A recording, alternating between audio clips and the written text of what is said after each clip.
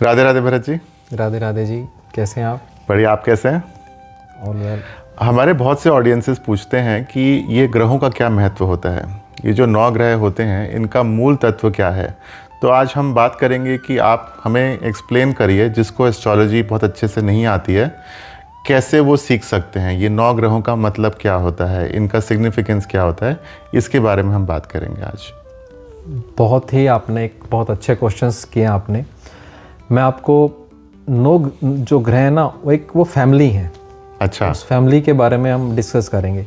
और बहुत सारे जो मिथ है ना लोगों के मन में, कि जैसे सूर्य और शनि आपस में मतलब झगड़ा करते हैं, वो एक दूसरे के दुश्मन है, वो ऐसा कुछ नहीं है। अच्छा। और एक एक प्लैनेट के बारे में मैं आपको डिस्कस करके एक्सप्लेन करके आपको समझाता हूँ उस बारे में। चलिए, ये बहुत अच्छा रहेगा हमारे दर्शकों के लिए। अब सूर्य, सबसे पहले हम सूर्य की बात करते हैं। सूर्य कौन है? Surya is the king of all planet. और एस्ट्रोलॉजी में सूर्य को पिता का कारक माना गया है और अपनी आत्मा का कारक माना गया है। उसके बाद आता है चंद्रमा। चंद्रमा को माता का कारक माना गया है। और चंद्रमा एक स्टोरी की तरह लीजिए, sun is the king and moon is the queen. तो मून, चंद्रमा जो है वो, हम माँ के बारे में जानना होता है तो हम चंद्रमा के बारे में हॉरोस्कोप में देख लेते हैं कि चंद्रमा कैसा है। अकॉर्डिंग टू वो हॉरोस्कोप में उनकी माँ के बारे में पता लग जाता है। उनके मन का कारक भी चंद्रमा होता है। तो सूर्य राजा है और चंद्रमा महारानी है, रानी है, माँ है। और इसके बाद हम बात करते हैं गुरु की। गुरु जैसे पहले एक सभा होती थी, सभा में राजा रानी ऊपर बैठे हुए हैं, फिर उनके मंत्रीगण और जो राजपुरोहित जो गुरु हैं वो सब बैठे होते हैं। ऐसे ही आप सूर्य राजा हैं, चंद्रमा रानी है, और गुरु जो हैं, बृहस्पति जो हैं, वो उस पूरी सभा के अंदर उनके कुलगुरु हैं। कुलगुरु, यस।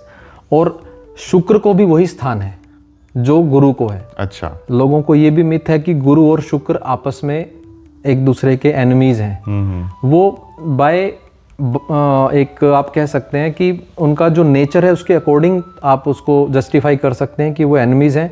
लेकिन गुरु और शुक्र आपकी कुंडली में अगर बहुत अच्छे हैं तो कितनी ब्लेसिंग्स आपको मिलती हैं। आप एक वैवाहिक जीवन बहुत अच्छा होता है, आपको लग्जरी लाइफ मिलती है, आपकी संतान बहुत अच्छी होती है, वो दोनों की ब्लेसिंग्स आपको मिलती हैं।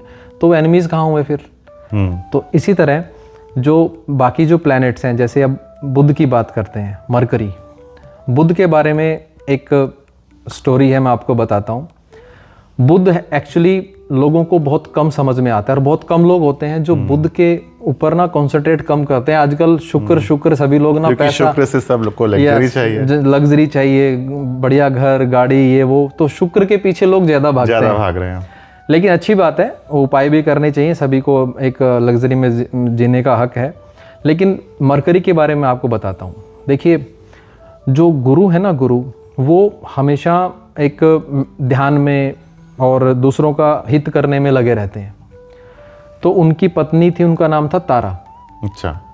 अब वो एक सात्विक जीवन जी रहे थे, लेकिन एक जो वैवाहिक जीवन में भी बहुत सारी चीज़ें होती हैं जो एक वाइफ को चाहिए होती हैं। भी आती हैं। यस, वाइफ को चाहिए होती हैं। वो क्या था, उनसे थोड़ी सी वो नाराज रहती थी। और चंद्रमा एक राजकुमार की तरह जैसे थे। चंद्रमा बड़ा, मतलब आप देखते हैं ना कि आपका मुख चंद्रमा की तरह है, कई गाने भी बने हैं, चंद्र जैसा मुख आपका। तो चंद्रमा का संबंध, एक्स्ट्रा मैरिटल अफेयर आप कह सकते हैं, गुरु की पत्नी से हो गया, तारा से। अच्छा, ये तारा वही तारा है, स्टार्स? नो, वो तारा देवी अलग हैं, वो जो गुरु बृहस्पति की पत्नी के नाम से जानते हैं। अब उनसे एक संतान उत्पन्न हुई। अच्छा। उस संतान का नाम था बुध। अच्छा, ये बहुत कम लोग जानते हैं, ये तो मुझे नहीं पता था। तो उस संतान का नाम था बुध। तो जुपिटर की वाइफ तारा, उनके बच्चा तारा का एक्स्ट्रा मैरिटल अफेयर हुआ चंद्रमा से। यस। और क्योंकि चंद्रमा वो ध्यान भक्ति में रहते थे, तो और वो अकेलापन फील करती थी, चंद्रमा की उनसे मुलाकात हुई और उनका अफेयर हुआ। तो उनसे एक संतान उत्पन्न हुई जिसका नाम था बुध। अच्छा। अब उस बुध एक तरीके से हम एक एक नॉर्मल लैंग्वेज में बोलें तो उस संतान को कौन स्वीकार करेगा? बिल्कुल। ना चंद्रमा ने किया, ना गुरु ने कहा भाई ये तो मेरी संतान है ही नहीं, मैं इसको क्यों स्वीकार करूं।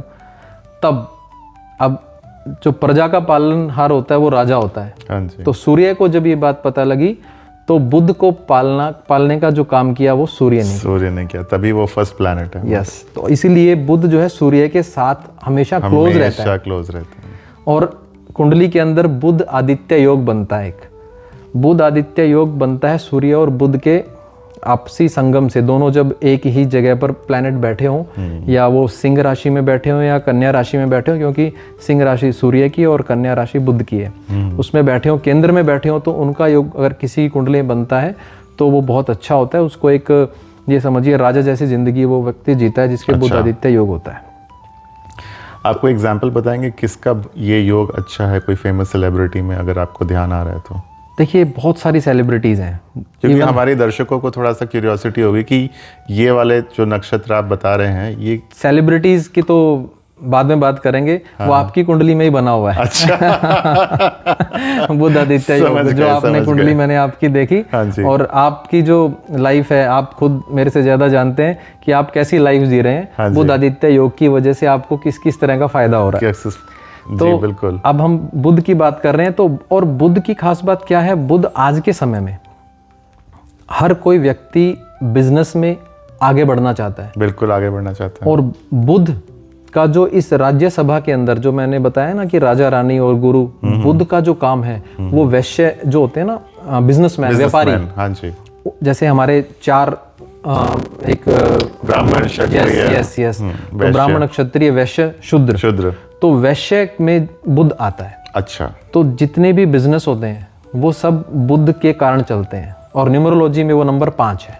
5 मतलब लग्जरी? 5 नहीं, लग्जरी नहीं, वो शुक्र का नंबर होता है 6। 5 नंबर बुद्धि, 5 नंबर मतलब व्यापार, 5 नंबर एक ऐसा प्लैनेट है जिसकी सभी के साथ बहुत अच्छी बनती है। तो क्या ये भी कहा जा सकता है कि अगर आपके मोबाइल नंबर में 5 है तो आपकी वृद्धि ज़्यादा? ऑफ कोर्स कहा जा सकता है, लेकिन अगर आपकी डेट ऑफ बर्थ में ऑलरेडी 5 है, हाँ जी, और मोबाइल नंबर में भी आपने 5 ले लिया, तो अति हर चीज़ की बुरी होती है, अति बुरी, तो वो अच्छा नहीं है। अच्छा। तो न्यूमरोलॉजिकली भी कहा जाता है कि आप की कुंडली में आपके डेट ऑफ बर्थ में अगर 1 2 3 4 5 6 7 8 ये रिपीटेड नहीं है तो बहुत अच्छा है। और जो आपकी डेट ऑफ बर्थ में जो नंबर नहीं है वो नंबर अगर आप मोबाइल में लेते हैं तो वो आपके लिए अच्छा काम करते हैं। तो ये आपने बहुत ही अच्छी जानकारी दी, बिकॉज आजकल मैं बहुत से लोगों को देख रहा हूँ 5 नंबर के पीछे भागते हैं, बोलते हैं मुझे 555 नंबर दीजिए, कार का नंबर 555 करिए। तो आपने एक बहुत अच्छा लेसन बताया है कि अगर आपकी डेट ऑफ बर्थ में 5 है तो आपको 5 मोबाइल नंबर, कार के नंबर के पीछे नहीं भागना चाहिए, अगर ऑलरेडी है अगर डेट ऑफ बर्थ में। तो ये बहुत बड़ा लेसन है हमारे दर्शकों के लिए, ये किसी को नहीं पता है। नहीं, और ये सिर्फ एक 5 नंबर के लिए नहीं है, बाकी नंबर्स के लिए भी है। अगर बाकी भी आपके मान लीजिए जैसे किसी का डेट ऑफ बर्थ है 22 फरवरी, हाँ जी, तो मतलब 3 बार उसकी कुंडली में 2 आ गए, हाँ। तो ऐसे व्यक्ति बहुत ज्यादा सेंसिटिव होते हैं, सेंसिटिव। वो मतलब उनको बड़ी छोटी सी बात पे वो मतलब हर्ट हो जाते हैं, ठीक है, और वो डिप्रेशन में रहते हैं। अच्छा। ऐसे लोग जिनकी कुंडली में 2 2 2 और मोबाइल नंबर में भी आपने 222 ले लिया, फिर तो हो गया। तो ऐसे ही अति नहीं होनी चाहिए। तो हम सूर्य की हम बात कर चुके, चंद्रमा की बात की, गुरु की बात की हमने, और बुध की बात की। हाँ जी। अब बुध सभी को प्रिय क्यों है? बुध एक राजकुमार की तरह है, वो सभा के अंदर हर एक मंत्री को भी प्रिय है, राजा रानी को भी प्रिय है, सब राजा को जो प्रिय है वो सभी को प्रिय है, ऑटोमेटिकली होगा। तो फिर बाद में गुरु ने भी उनको स्वीकार किया। अच्छा। तो गुरु और बुध का भी अगर आपकी कुंडली में संगम है, क्योंकि दोनों ये सात्विक प्लैनेट है। अच्छा। तामसिक प्लैनेट भी होते हैं, वो चर्चा बहुत लंबी हो जाएगी अगर हम इसकी डिटेल में जाएंगे। अगले वीडियो में हम तामसिक और सात्विक की बात उनके बारे में चर्चा करेंगे। तो बुध और गुरु दोनों बहुत सात्विक हैं, और अगर बुध और गुरु दोनों के किसी एक कुंडली में अच्छे हैं तो गुरु ने क्या दिया? ज्ञान दिया। गुरु ने आपके वैवाहिक जीवन को स्ट्रॉन्ग बनाया, अच्छा बनाया। गुरु धन भी देता है। हाँ जी। और बुध आपको बुद्धि देता है, और व्यापार करने की समझ देता है, लेन देन की समझ देता है। और बुध आपको राइटिंग स्किल्स देता है, ध्यान रखें आप, बुध आपको राइटिंग स्किल्स देता है। अच्छा। और तो जिनको जो बुक राइटर होते हैं ना उनका बुध बड़ा अच्छा होता है, और उनका अगर 3rd हाउस में है, तीसरे घर राइटिंग का होता है, तो वो आप ये समझिए वो बहुत अच्छे लेखक बनते हैं। तो अब अगले प्लैनेट में जाते हैं, और थोड़ा सा आप दर्शकों को ये भी थोड़ा बताइए कि ये प्लैनेट्स को स्ट्रांग कैसे किया जाए, महादशाएं क्या होती हैं, वो भी आप थोड़ा सा बिल्कुल बताइए। बिल्कुल, वो भी मैं आपको बताता हूँ। पहले अपन 9 प्लैनेट के बारे में बात कर लेते हैं। बुध के बाद हम बात करते हैं जो आजकल लोग लग्जरी के पीछे जो भाग रहे हैं, हमारा फेवरेट वीनस। यस, वीनस का नंबर है 6 और 6 नंबर। आपने वीनस 5 नहीं बताया था? 5 तो बुध है जी। 5 तो बुध हो गए, ठीक है जी। तो आप तो ऑलरेडी 6 नंबर आपके कुंडली में नहीं है, लेकिन शायद 6 नंबर है आपकी कुंडली में, मेरे उसमें तो है और डेट ऑफ बर्थ। यस। तो 6 नंबर लग्जरी का नंबर है और न्यूमरोलॉजिकली 6 नंबर लग्जरी, और एस्ट्रोलॉजिकली शुक्र जो है वो इन सब चीज़ों का दाता है। अगर आप गाड़ी लेने जा रहे हैं, फॉर्च्यूनर लेने जा रहे हैं, 45 लाख रुपए का आपका बेस मॉडल है और 60 लाख रुपए का टॉप मॉडल है, हाँ जी, तो जिनका जो 6 नंबर होंगे वो फिर वो 60 लाख वाली गाड़ी पसंद करेंगे। बिल्कुल, ठीक है ना। तो लग्जरी लाइफ 6 नंबर वालों की बहुत एक्स्ट्रा ऑर्डिनरी रहती है। और अगर किसी का पार्टनर 6 नंबर वाला है तो वो पार्टनरशिप उसके साथ कर लेनी चाहिए, बट डिपेंड्स करता है उसका नंबर क्या है, वो भी हम आगे डिस्कस इसका करेंगे। मतलब क्या होता है कि चलिए 6 नंबर है और लग्जरी लाइफ है, तो क्या उनका लक अच्छा होता है? क्या उनको चीज़ें इजीली मिलती हैं? उनको लग्जरी लाइफ क्यों मिलती है? इसलिए मिलती हैं क्योंकि ब्लेसिंग्स होती हैं। ब्लेसिंग्स, हमने ब्लेसिंग्स के बारे में बात करी थी। 2 उंगल वाला आपने अगर वीडियो नहीं देखा है तो आप हमारी प्लेलिस्ट में जाके देखिए। यस, कि और जो रचना जी ने बात करी थी इस बारे में, ऑफ कोर्स, हाँ, उन्होंने बताया था कि आप 2 उंगल हैं, एक है कर्म और एक है कृपा। तो अगर आपका कृपा, ब्लेसिंग्स, और हमारे इसी चैनल का नाम तो डिवाइन भक्ति ब्लेसिंग्स है। यस, तो वीनस की जो ब्लेसिंग्स है, वीनस एस्ट्रोलॉजिकली रिप्रेजेंट करता है माँ भगवती को। अच्छा। जब भी आप माता लक्ष्मी के फास्ट रखने हैं आपने, तो शुक्रवार के दिन ही रखे जाते हैं। शुक्रवार के दिन। तो शुक्र एक ऐसा प्लैनेट है, अगर वो आपकी कुंडली में अगर अच्छा है, बेहतर है, और आप 6 नंबर भी हैं, तो सोने पे सुहागा हो जाता है। बिल्कुल। और कुछ लोग देख रहे होंगे, सोच रहे होंगे जी हमारा 6 नंबर है लेकिन हमारे पास पैसा नहीं आ रहा। बहुत से दर्शक होंगे जो ये तो बोल रहे हैं, उनका जो मूलांक है वो 6 होगा, हाँ जी, लेकिन उनका डेस्टिनी नंबर जो टोटल ऐड करेंगे वो 3 मिलेगा। तो थोड़ा सा जो मतलब कॉम्बिनेशन में नहीं हो पा रहा है। हाँ, अगर फॉर योर क्लैरिफिकेशन, मूलांक हो गया आपका डेट ऑफ द बर्थ। जैसे 19th है तो 1 + 9 10 and 1, दैट इज मूलांक। एंड भाग्यांक है जो आप सारे नंबर्स अपने डेट ऑफ बर्थ के ज्वाइन करेंगे, जो नंबर निकल के आते हैं वो आपका भाग्यांक होता है। उनका कंबो अगर अच्छा नहीं है, हाँ जी, तो फिर आप स्ट्रगल करेंगे। अगर उसके साथ आपका अच्छा कंबो बन गया तो फिर आपको स्ट्रगल नहीं, फिर आपके पास वो ब्लेसिंग्स मिल जाते हैं। तो भरत जी, आप रेमेडीज कब बताएंगे अगर कुछ अच्छा नहीं होता? नहीं, डेफिनेटली रेमेडीज अपन नेक्स्ट वीडियो में डिस्कस करेंगे ना। बिल्कुल। तो लेकिन अभी आज प्लैनेट की जो हर एक प्लैनेट हमारी बॉडी के अंदर या हमारी लाइफ के अंदर क्या क्या रोल प्ले करता है, वो अब उसके बारे में अपन चर्चा कर रहे हैं। और वो प्लैनेट की खास बात क्या है, वो प्लैनेट किस किस तरीके से हमारी लाइफ को चेंज कर देता है। जैसे सूर्य का मैंने बताया, वो पिता से रिलेटेड है, चंद्रमा माता से रिलेटेड है, गुरु जो वैवाहिक जीवन हुआ, घर में शांति कितनी है। गुरु अच्छा है तो उनके घर में हमेशा शांति रहेगी, गुरु खराब है तो लड़ाई झगड़े रहेंगे।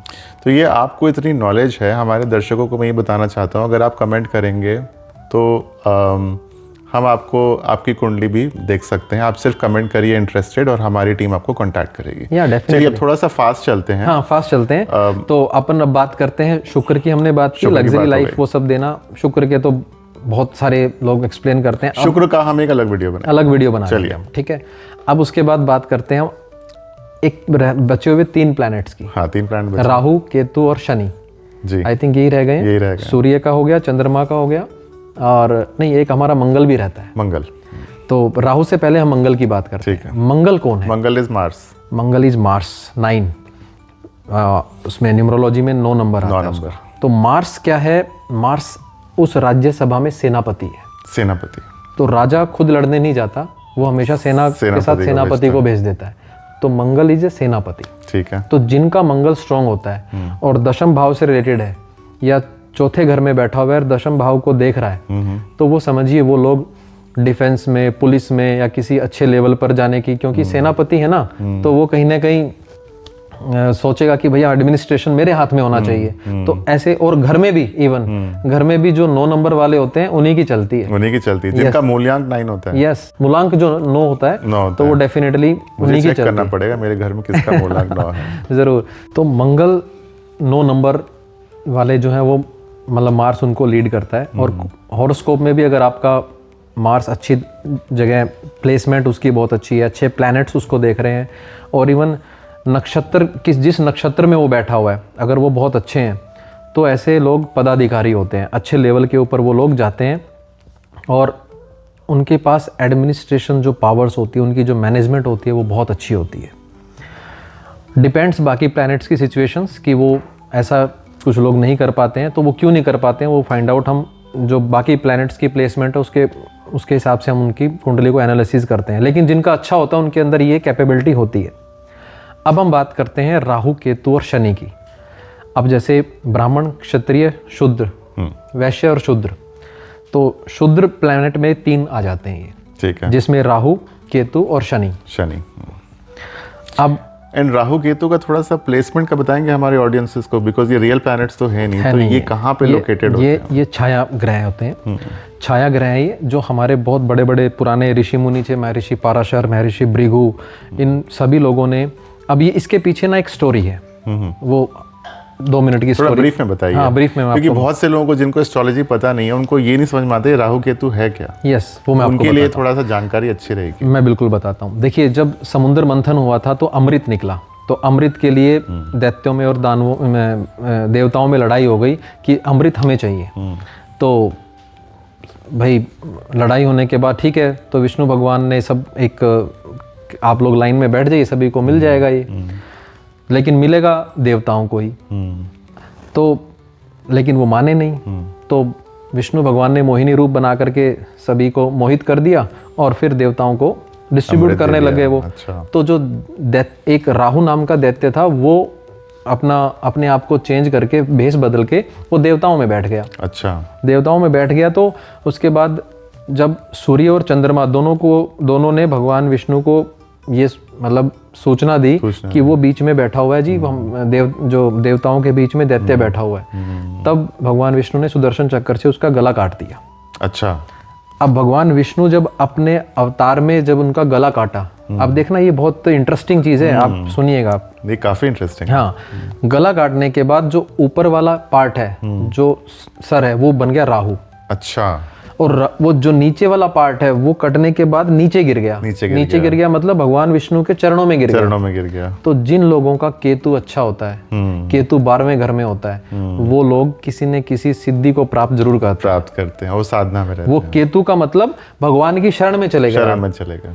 तो कुछ लोग कहते हैं केतु ये नुकसान करता है, ये करता है, वो करता है, ऐसी चीजें होती हैं, लेकिन ये मिथ है थोड़ा। मैं आपको बताता हूँ, केतु जब अच्छा होता है तो वो कितने अच्छे रिजल्ट देता है। अगर आप भगवान विष्णु की शरण में चले जाते हैं, केतु आपको कभी नुकसान नहीं करेगा। अब राहु क्या है? राहु से सब डरते हैं। हाँ, राहु से क्यों डरते हैं मैं बताता हूँ। राहु के पास है ना सिर्फ ब्रेन है, सिर्फ ब्रेन है, ऊपर वाला पार्ट है, नीचे वाला तो कुछ है नहीं, उसका ब्रेन है। तो उस ब्रेन में सिर्फ वो सोचता रहता है, प्लानिंग्स चलती रहती हैं। और वो ऐसे लोग जो 4 नंबर वाले होते हैं न्यूमरोलॉजी में, जिनको राहु से रिलेटेड होते हैं, जो राहु जिनको लीड करता है, उनकी टेक्निकल जो नॉलेज होती है, स्किल्स, वो बहुत स्ट्रांग होती है। तो बहुत उनका ब्रेन बहुत से साइंटिस्ट जो हम इंटरनेट यूज करते हैं, ये राहु है।